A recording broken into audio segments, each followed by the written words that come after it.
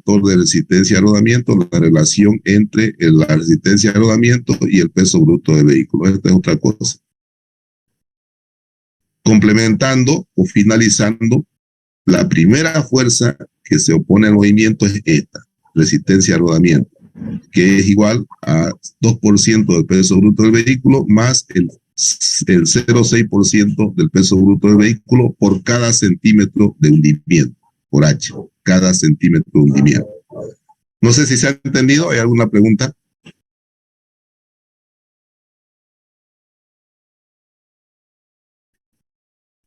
Se entendió, ingeniero. Ya. Si se hunde 1 centímetro la llanta, aquí obviamente va a ser 1. Si se hunde 3 centímetros, ¿cuánto va a ser acá? 3, pues, ¿no? Colocamos 3, ¿no? Entonces, esta H colocamos la cantidad de centímetros que se ha hundido. Pregunta, si está sobre un pavimento, ¿este término va o no va? No va. Ya, no. Eso tienen que tener muy en cuenta cuando yo les dé ejercicio. El equipo va sobre pavimento. Allá la resistencia al rodamiento, hay algunos que le ponen todo esto. No, pues, ¿no? O sea, este término ya no va porque en pavimento la llanta no se hunde, solamente se va a hundir en caminos de tierra. ¿Está claro, jóvenes, o no? Sí. Ya, entonces este concepto es muy, muy importante. Ya vamos a hacer ejercicio más adelante y yo quiero que ustedes lo tengan bien claro, este concepto de resistencia al rodamiento. Entonces, esta es una primera fuerza que se opone. Después tenemos también como la parte teórica, hallar el factor de resistencia al rodamiento. Esta es la fuerza de resistencia al rodamiento. También nosotros podemos hallar un factor de resistencia al rodamiento, que lo vamos a ocupar después en una ecuación general. Se llama K sub RR, ese factor de resistencia al rodamiento. ¿A qué es igual K sub RR? Igual a la resistencia al rodamiento dividido entre peso bruto del vehículo. Vuelvo a reiterar, podemos hallar también un factor de resistencia al rodamiento que es igual a la resistencia al rodamiento dividido entre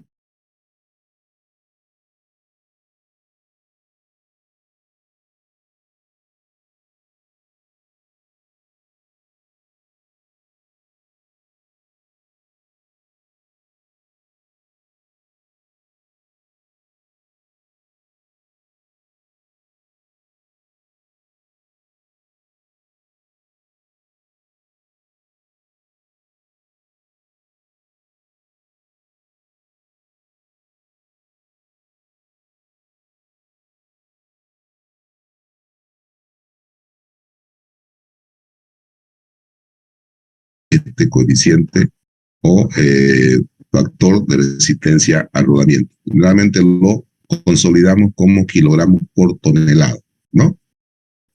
Bueno, hasta ahí está claro el concepto de factor de resistencia y la resistencia al rodamiento. Vámonos ahora a otro concepto.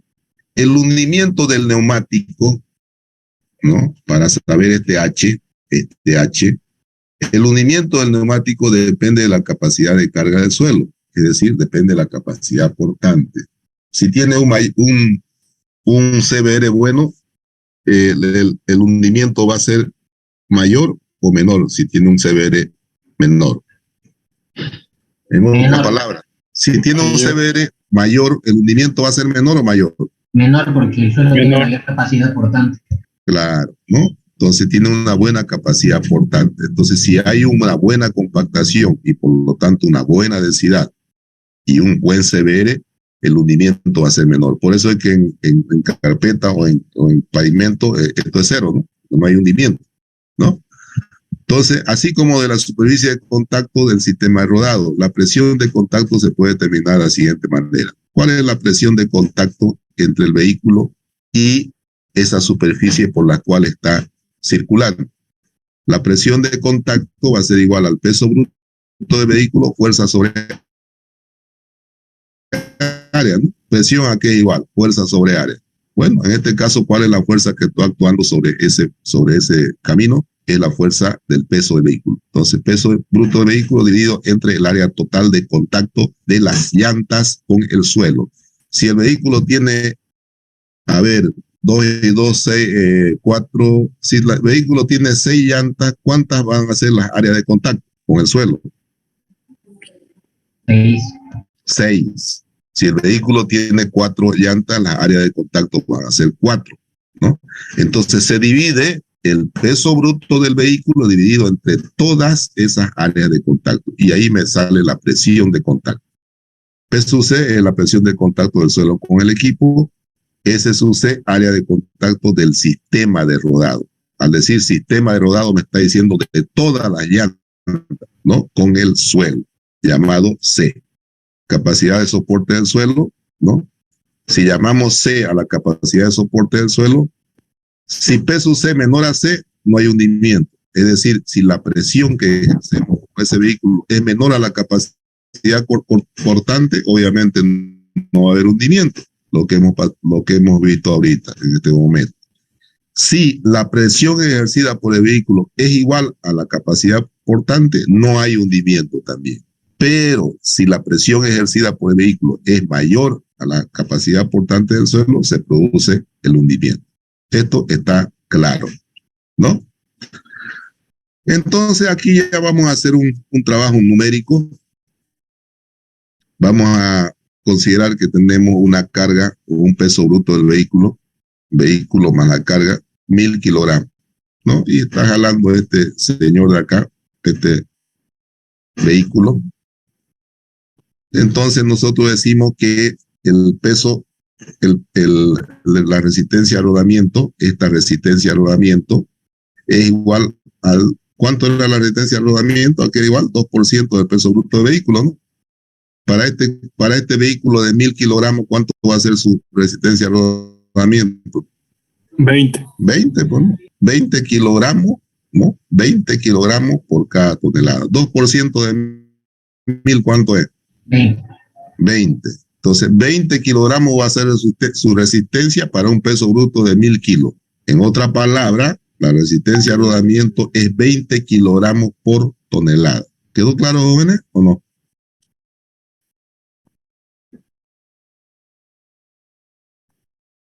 ¿Quedó claro, jóvenes? Sí, ingeniero. He hecho un ejemplo práctico. Supongamos que transportamos 1000 kilos. ¿Cuál va a ser su resistencia a rodamiento? Me dice la teoría que es el 2% del peso bruto del vehículo. 2% de 1000, ¿cuánto es? 20. Entonces, la resistencia a rodamiento es 20 kilogramos por cada 1000.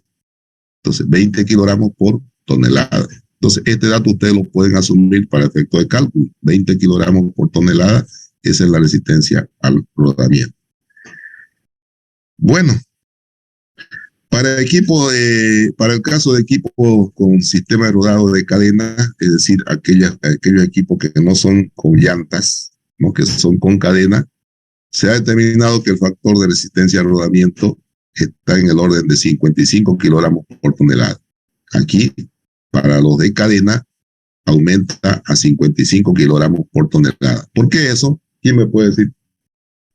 Por el área de contacto de las cadenas es mayor. Así es, así es. Por el área de contacto hay un mayor área de contacto de las cadenas con el suelo, ¿no? Entonces, en ese caso podemos asumir 55 kilogramos por tonelada. Bueno, hasta ahí está todo bien. Vámonos ahora a la resistencia a la pendiente. Disculpe, ingeniero, una pregunta. Sí, sí. ¿Cómo es con cadenas? No comprendo. Cadenas son esas orugas que se desplazan con un sistema de cadena, ¿no? Ah, ya. Ok. Ya, esos son los equipos con cadena. Y hay orugas que se desplazan con llantas, ¿no? Entonces a eso se refiere, ¿ya? ¿Está claro? Sí, ingeniero, gracias. Ya. Otra fuerza que se opone al movimiento es aquella que se genera cuando un vehículo o un equipo sube una pendiente, ¿no?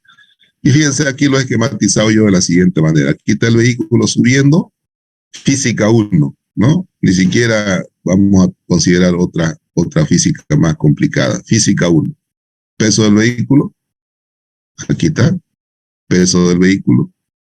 W es el peso del vehículo. esta resultante yo puedo descomponerla en una perpendicular al plano y la otra paralela al plano. La sumatoria vectorial de esta más esta me da este vector fuerza, ¿no? Entonces, ¿cuál es la fuerza que se opone al movimiento? Esta fuerza es absorbida ¿por quién? Esta fuerza.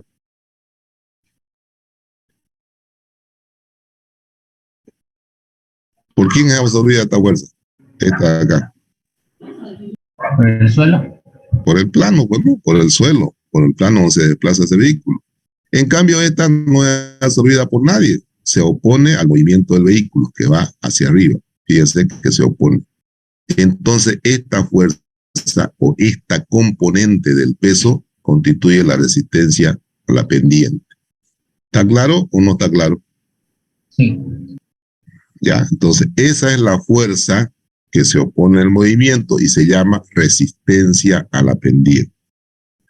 W, peso bruto del vehículo, de la misma manera. RP, resistencia a la pendiente. AB, longitud de la superficie de rodadura de 100 metros.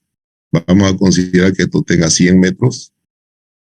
AB es la longitud, ¿no?, que se desplaza este vehículo. Para efecto de cálculo lo vamos a tomar como 100 metros.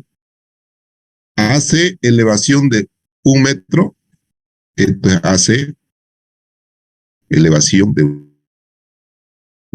1 metro, ¿no? AC, elevación de 1 metro, lo que da una pendiente de ¿cuánto? ¿Cuánto da una pendiente? Si esto es 100 y esto es 1 metro, prácticamente AC viene a ser lo mismo que AB. Vuelvo a reiterar. Si esto tiene 100 metros y esto tiene 1 metro de altura, AB es prácticamente igual a BC, ¿no? ¿Sí o no? Sí. Ya. ¿Cuánto sería la pendiente entonces? 1%. 1%. ¿Qué quiere decir 1%? Elevación de 1 metro en cada 100 metros. Esto quiere decir 1. Por relación de triángulo, de esta relación de fuerza y esta relación de dimensiones, yo puedo decir que RP, la resistencia a la pendiente, es al peso. Como AC, este lado, fíjense, estoy asociando a este, estoy haciendo una analogía. Como AC es igual a AB, que sería esto de acá. AB, la analogía. No sé si está claro hasta ahí.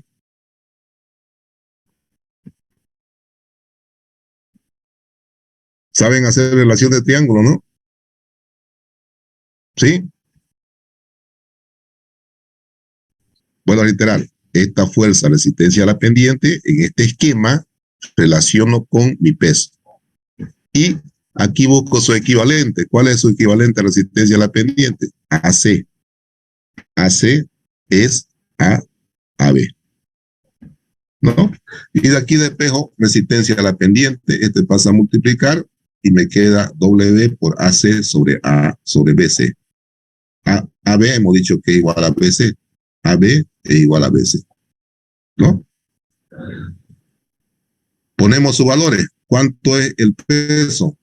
2.000 libras. Le van a poner un peso de 2.000 libras, ¿no? Por 1 metro sobre 100 metros. ¿Cuánto es entonces la división de esto? 20 libras por tonelada. Entonces, este es el valor que ustedes tienen que utilizar por cada porcentaje dependiente. Por cada 1%, este es el valor que ustedes tienen que tomar de incidencia de la resistencia por pendiente. 20 libras por tonelada. Esa es la incidencia de la resistencia por pendiente. Por cada % de pendiente. Aquí en este caso es 1%, ¿verdad? 1%. Entonces, por cada 1%, ustedes van a tener la incidencia de 20 libras por tonelada. Y si tenemos 2%, ¿cuánto va a ser la incidencia? 40. 40 libras por tonelada. Si tenemos 10%, 200 libras por tonelada. Esa es la incidencia de la resistencia por pendiente. ¿Ok? ¿Quedó claro, jóvenes, o no? Sí, ingeniero. Ya, ahora, ¿qué pasa cuando el vehículo está subiendo? ¿Y qué pasa cuando el vehículo está bajando?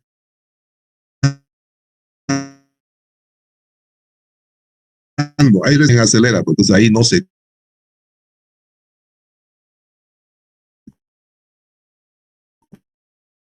considera la resistencia por rodamiento. ¿Está claro? ¿Quedó claro? Bueno, Sí, ingeniero. bueno. Entonces, y hay una última resistencia que no la consideramos en el cálculo porque es muy pequeña, digamos, ¿no? Entonces, generalmente no la consideramos en los cálculos, pero también tiene su incidencia, aunque sea muy pequeña, tiene su incidencia. La inercia tiene que ver mucho con el peso, ¿no? Del cuerpo que está en movimiento. Aquí igual densidad, Masa sobre volumen. masa sobre volumen, ¿no? Densidad. Y fuerza, aquí igual, según la ley de Newton, Masa por aceleración. masa por aceleración. Y aquí igual, la masa, A la fuerza sobre la aceleración. ¿no? La Peso resistencia, por volumen. así es. Este es peso. Peso sobre gravedad que Masa. Masa. masa. Por eso es que la resistencia por inercia tiene que ver con la fuerza, ¿no? Entonces, fuerza igual a masa por aceleración. La aceleración aquí igual a velocidad sobre tiempo, ¿no? Entonces, se da esta resistencia por inercia cuando hay cambio de velocidad. Ustedes han visto, por ejemplo, en el tren, no sé si, o en los vehículos también, va a una cierta velocidad y después frena. La movilidad se quiere ir nomás para adelante, ¿no? Ese es un efecto eh, de un efecto positivo, o sea, eh, el vehículo tiende a seguir moviéndose. Pero ¿por qué se genera eso? Por un cambio de velocidad. Te están cambiando, por decir, de quinta a tercera, digamos, ¿no? Entonces el vehículo tiende a seguir su movimiento. Entonces se da por un cambio de velocidad. Entonces, esta resistencia por inercia va a ser igual a la masa por la diferencia de velocidades que genera esa resistencia por inercia, dividido entre el tiempo. Si colocamos el valor de 9 ¿cuánto es el valor de G? ¿Gravedad? 9.81. Ya, si colocamos el valor de la gravedad, tenemos este resultado. 28, más o menos 28.3 de P delta V sobre T.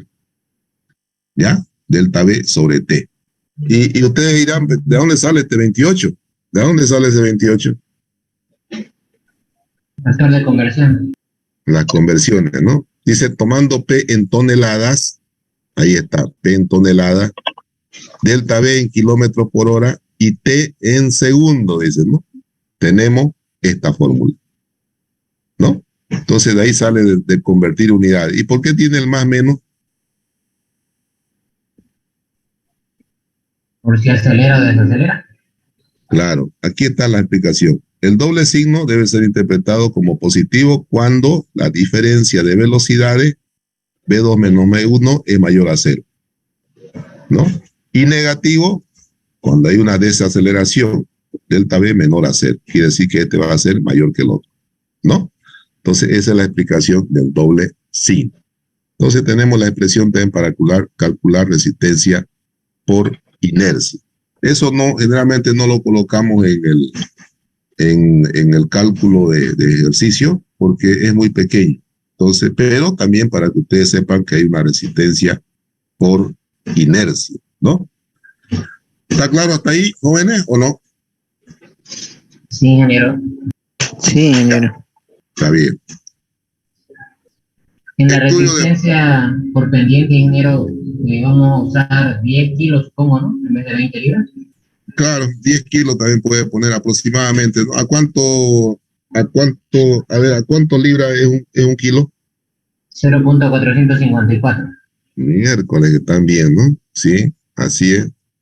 Entonces, haciendo esa relación, podemos tomar como medio kilo, digamos, ¿no? Entonces, Se puede considerar, como decía su compañero, en el caso de la resistencia como 20 kilos, ¿no? Transformar a libra, o si es libra, también podemos transformar a kilo. Podemos trabajar con las dos unidades. Pero bueno, ya eso depende de cómo está planteado el ejercicio también, ¿no? Bueno, eso sería esta parte de la resistencia, que también vamos a hacer más adelante ejercicio. Ya saben que son dos, básicamente las más importantes, pero que también hay una tercera que la estamos estudiando. Bueno, vámonos a lo que es el estudio de fuerzas motrices. ¿Qué significa hablar de fuerzas motrices? Significa hablar de potencia, ¿no? Y si hablamos de potencia, ¿qué significa? Hablar de motor, ¿no? ¿Quién es el que genera o hace la transmisión de esfuerzo para que un vehículo se mueva? ¿Quién es? El motor, ¿no? Entonces, tiene que ver con el concepto de trabajo del motor. Entonces ahí vamos a distinguir algunos elementos que son importantes. El elemento básico se llama potencia en este estudio, ¿no? Entendiéndose como tal el producto de la fuerza aplicada por la velocidad desarrollada. Ustedes saben por física que potencia es igual a fuerza por velocidad, ¿no? Entonces ese concepto se maneja en el funcionamiento de los motores. En los equipos, el componente que genera potencia se llama motor, como elemento transformador de energía. ¿Por qué ese transformador de energía? ¿Transforma qué energía en qué energía? Energía de la gasolina, del diésel, perdón, en energía mecánica. Energía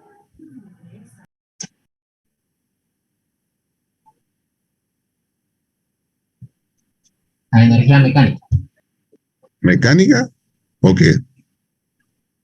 La combustión en energía mecánica. La combustión la transforma en rotacional y luego en mecánica.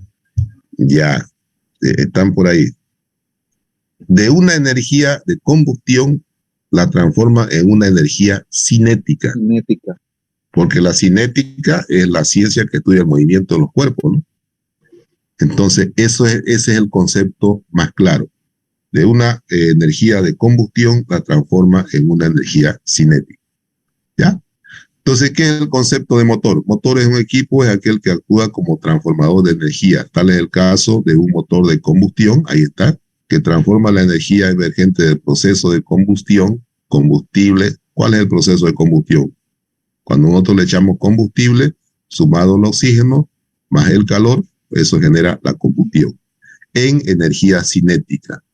¿Cuándo? Cuando el vehículo o el equipo empieza a desplazarse, al desarrollar una velocidad del equipo, o también el caso de un motor eléctrico que recibe la energía eléctrica y la transforma en energía cinética. Si el equipo es eléctrico, bueno, de una energía eléctrica se transforma en una energía cinética. ¿Ya? Entonces, eso es el concepto de motor. Transforma una energía en otra, ¿no? En este caso, una energía de combustión a una energía cinética, o si es eléctrico, de una energía eléctrica a una energía cinética. La potencia generalmente se mide en horsepower, sistema inglés, o caballo de vapor, sistema métrico.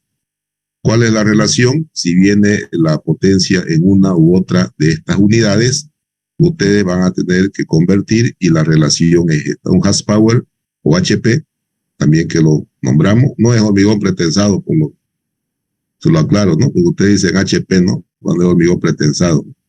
Entonces, horsepower es un HP, es igual a 1.014 caballos de vapor.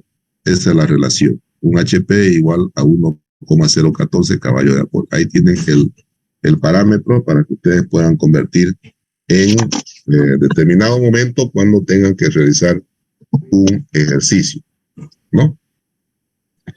Potencia de capacidad es la potencia del motor sin accesorio, con máxima rotación durante 5 minutos al nivel del mar.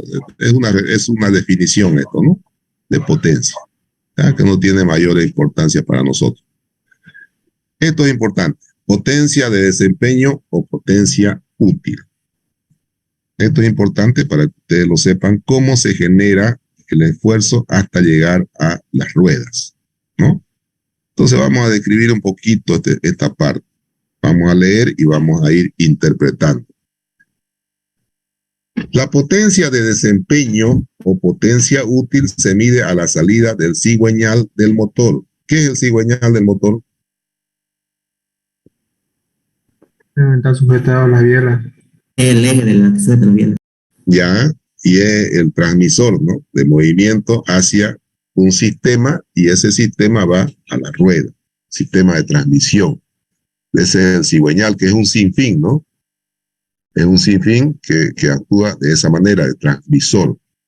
Entonces dice, se mide a la salida, y este cigüeñal está en el motor, dentro del motor, ¿no? Ahí está el cigüeñal. Entonces se mide a la salida del cigüeñal del motor con todos sus accesorios. Rotación máxima limitada por las condiciones de uso del vehículo y carga continua en el orden de las 1600 revoluciones por minuto, ¿no? Ese es el parámetro que se toma en cuenta para medir la potencia de desempeño. La potencia de desempeño viene a ser la potencia que mueve todos los sistemas del equipo para que pueda desplazarse y se designa por N sub 0. Esa es la potencia de desempeño o potencia útil. La vamos a denominar N sub 0. O sea, la potencia en el cigüeñal, ¿no? Que da movimiento a todo el sistema hasta llegar a la rueda. La potencia útil N sub 0 del motor se transmite a la rueda por medio de los diferentes mecanismos de transmisión, entre los cuales está el cambio de velocidad, ¿no? Se transmite hacia el eje de rotación de la rueda. El mecanismo de transmisión absorbe una parte de la potencia, es decir, desde el cigüeñal, todo ese mecanismo hasta llegar a la rueda o al eje de la rueda, hay una pérdida de potencia, ¿no? El mecanismo de transmisión absorbe una parte de la potencia por efecto de fricción. ¿Ha ido a la U? Tenía clase a las 8:30, creo. Ya lo saqué. El mecanismo de transmisión absorbe una parte de la potencia útil por efecto de fricción y desgaste de sus partes mecánicas, y por efecto de rodamiento también, ¿no? Entonces hay un desgaste de esta potencia del cigüeñal, la potencia útil. Esta pérdida varía entre el 10 al 20%, es decir, de esta potencia útil del cigüeñal se pierde un 10 al 20% hasta llegar al eje de la rueda, ¿no? Finalmente, el eje motriz llega a una potencia reducida. La potencia que llega al eje de la rueda se denomina potencia reducida y la vamos a denominar NR, la cual es el aprovechamiento real de la potencia suministrada por el motor. Es decir, esta potencia genera el motor, pero nosotros aprovechamos esta, la reducida. ¿Cuánto más o menos llega a la rueda? Un 80%. Un 80%. 80%, más o menos, así es. De la potencia del motor que está en el cigüeñal, nosotros aprovechamos un 80% más, que es la que llega al eje de la rueda. Y a esa la vamos a llamar potencia reducida, NR. Bueno, la relación entre la potencia reducida y la potencia útil se llama factor de transmisión, N sub M. ¿Qué es N sub M? O mu sub M, que es un símbolo griego esto, ¿no? Mu sub M es la relación entre la potencia reducida y la potencia útil, ¿no? Si despejamos la potencia reducida, nos sale que es igual a esta expresión. Ya, entonces no se olviden, este factor, ¿qué se llama esto? Factor de transmisión, N sub M. ¿A qué es igual? A la potencia reducida sobre la potencia útil. ¿Ya? Pregunta, ¿va a ser mayor a 0 o menor a 0 este N sub M? Mayor. Menor a 0. Menor a, mayor a 1 o menor a 1. Menor a 1. Menor a 1. Menor a 1. Mira, menor a 0 ya cuando sería Negativo. 0, negativo. Ya, entonces, para los que están atentos, ¿no? Este factor siempre es menor a 1, ¿no? ¿Por qué? Porque la potencia reducida es menor a la potencia útil. Bueno, estamos describiendo algunos conceptos que son importantes. El valor del factor de transmisión, es decir, el valor de mu sub M, puede valer 0,85, aquí está. para tercera marcha. Generalmente los equipos pesados tienen hasta tercera marcha, no tienen más. Moto, oruga, etcétera, etcétera. Tienen hasta tercera marcha, ¿no? Puede valer 0.85 para tercera marcha, pero para velocidades intermedias también puede valer 0.80. Intermedia quiere decir 2, digamos, ¿no? La segunda, 0.80. ¿No? Entonces son valores referenciales, ¿no? Son valores referenciales ya en las especificaciones técnicas de cada equipo vienen estos valores ya definidos. La función de la transmisión del equipo consiste en transformar el número de rotaciones del cigüeñal del motor en otra relación de rotaciones correspondiente al eje motriz. ¿Qué quiere decir esto? Que el número de rotaciones del cigüeñal en el motor se transforma en número de rotaciones del eje en las llantas, ¿no? Eso quiere decir al eje motriz del sistema rodado. A esta relación se llama razón de desmultiplicación y viene dado por M, ¿no? M viene a ser la relación de desmultiplicación, es igual a mu sub 0 sobre mu sub R, donde mu sub 0 es el número de revoluciones del motor y mu sub R el número de revoluciones del eje motriz. Es decir, a la relación entre el número de revoluciones del motor y el número de revoluciones del eje motriz se le llama razón de desmultiplicación. ¿Está claro, jóvenes, o no?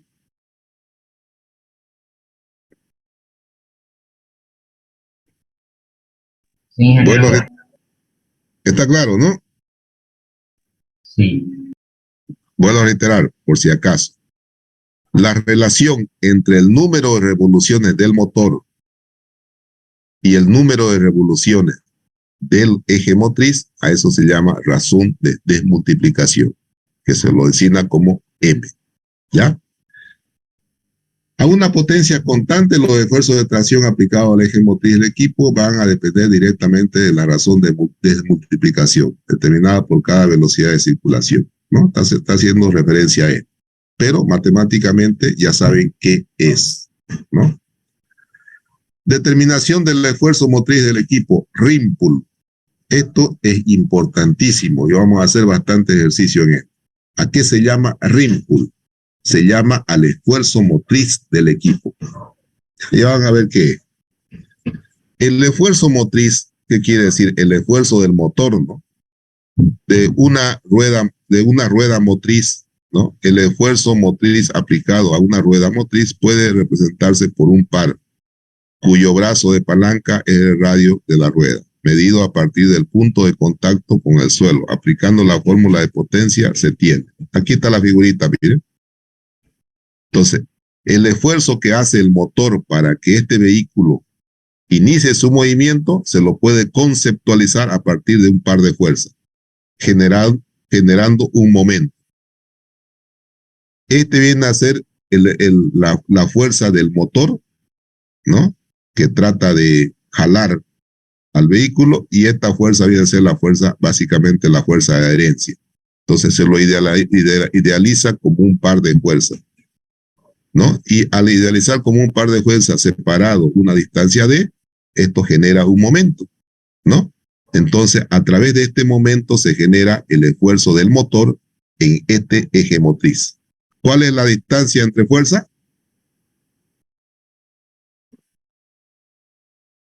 El radio. El radio. Viene a ser el radio de la rueda. Entonces, en otras palabras, el esfuerzo de motor transmitido a la llanta para generar un movimiento se lo representa así, por un par de fuerzas. E sub R se llama. E sub R, que viene a ser el RIMPUL. Que le denominamos RIMPUL. ¿Ya? La potencia reducida es igual a E sub R. La potencia la potencia reducida es igual a fuerza por velocidad, ¿verdad? ¿Están de acuerdo conmigo?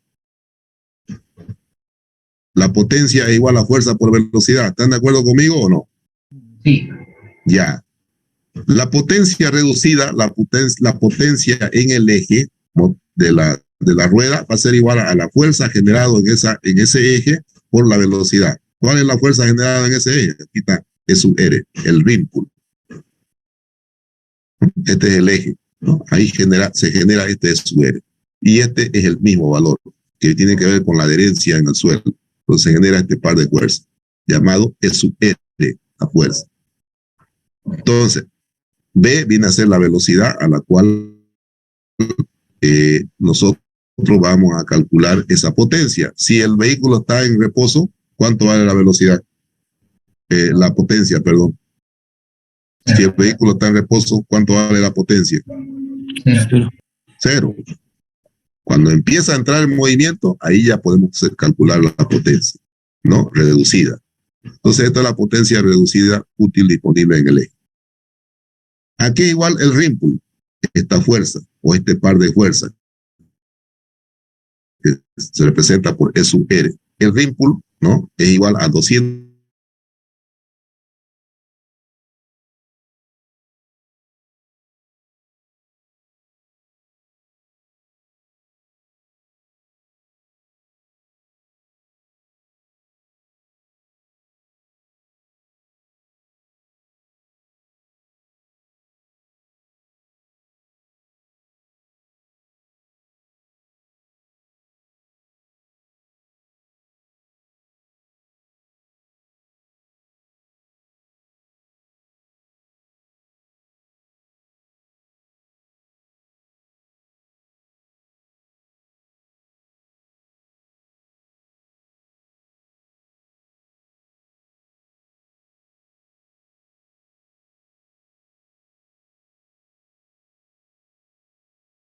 ¿En qué viene la potencia? En caballo vapor, ¿no? Siempre se la va a considerar en caballo vapor.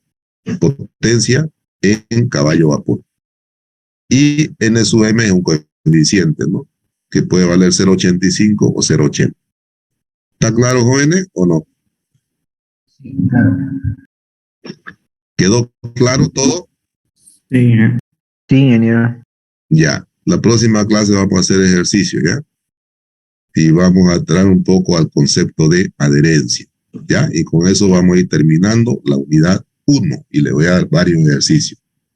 ¿Se ha entendido la clase, jóvenes? Sí, ingeniero.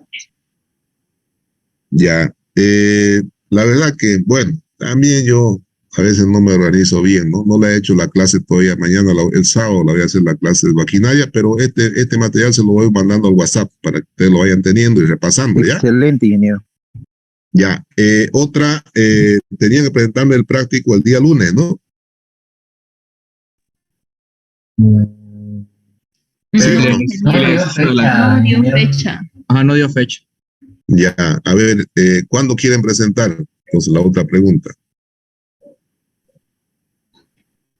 ¿Cuándo le es más cómodo a usted, ingeniero? Tal vez lo podamos crear un classroom y lo subimos ahí, digamos. ¿En el físico o...? Estaba diciendo. A ver, lo que pasa es que mucho se llena también la máquina, aunque, bueno, pues subirlo a la nube, digamos, sería lo más importante. Generalmente yo estoy haciendo lo siguiente, que me lo presenten en físico para que ustedes lo puedan tener, porque ustedes tienen que tener su biblioteca también, pues, ¿no? Y todos estos ejercicios que yo les doy son de obra. Así que ustedes tienen que armarse un anillado para que en determinado momento, si lo mandan a obra, pues, a ver un tema de carretera, por ejemplo, ustedes tengan elementos como para poder echar mano y hacer su trabajo, pues, ¿no? Entonces yo estoy optando por que me lo presenten en físico, así ustedes le sacan fotocopia y me lo presenten en un CD. Pero en este caso, como es corto el práctico, podían presentármelo nomás en físico, ¿ya? En físico. ¿Les parece o no? Se lo dejamos en su oficina. Sí, así ustedes sacan fotocopia de una vez y vayan armando un anillado de maquinaria de todos los plásticos, pues, ¿no? ¿Les parece? Sí, está bien. Ya. Entonces, lunes en su oficina, Inge. Sí, por favor, entonces, Ingeniero, estaría bien. ¿para qué quieren tanto tiempo? Pues si lo pueden hacer rápido siempre. Pero bueno, ya, al próximo jueves, preséntamelos todos, así lo que inscriban también, lo que adicionen, tienen la oportunidad de entregarlo. ¿Ya? Sí, ingeniero, está bienísimo. Ya, me lo presentan el próximo jueves ahí en la oficina. Si no estoy yo, ya mi secretaria le me entrega ya. Ya, ingeniero. Ok, jóvenes, buenas noches. Les envío a WhatsApp este material para que vayan trabajando, para que vayan viendo, repasando y nos vemos el día martes, ¿ya? Listo. Bien, ingeniero, hasta luego. Hasta luego. Hasta luego. Hasta luego. Bendiciones para todos. Hasta luego.